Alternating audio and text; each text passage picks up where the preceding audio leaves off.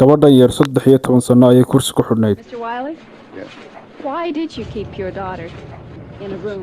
Mr. Wiley has no comment. No We comment. haven't had time to discuss the charge. We haven't even seen it. haddaba waxaynu ka hadlaynaa waa gabadha la yiraahdo Jeannie Wiley. Jeannie waxay dhalatay 1957 waxaana ku dhalatay gobolka California.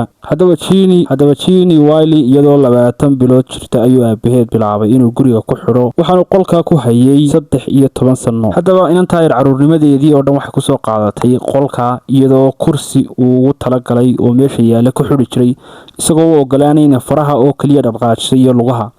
muddo 13 sano ayaana halka ku xidhnay. sababaha beed ku kalifayeen waxa la yiraahdaa uu caruurta ayuu aad u nacbaa. sidoo kale Jeannie walaalkeed oo 5 sano ka weynaa ayuu aabihii garaaci jiray had iyo jeer. ninka wax ku kalifayaaba la yiraahdaa caruurta ayuu aad u nacbaa. It was a family that once was that fell apart.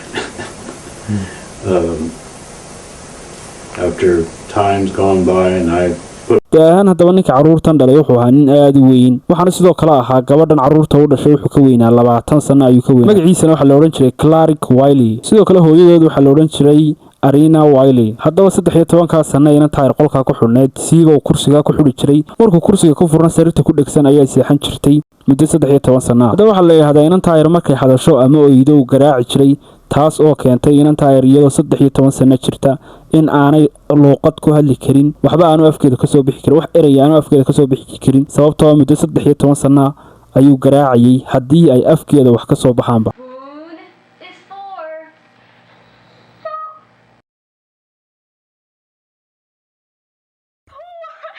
haddaba Jeannie markay 13 sano ku xidhneed ayay xanuunsatay hooyadeed baana qaaday waxaana geysay dhakhtarka. markii ay dhakhtarka geysay November 1970 qofkii dhakhtarka ahaa wuxuu ogaaday inay inantan yar 13 sano jir tahay waxna ka sii yihiin xaaladeeda. waxaana uu sheegtay bilayska in yar kadibna waxa la tagay gurigoodii waxaana la soo ogaaday inantan yar inay 13 sano gurigan ay ku hayeen siiba kursigan iyo hurdadan ku dhagsan. waxaanu noqday kiiskii ugu xumaa ee soo mara wadanka Mareykanka. haddaba inantan yar markii la helay kadib waxay dawladdu ka hawl gashay sidii loo bari lahaa hadalka iyo socodka.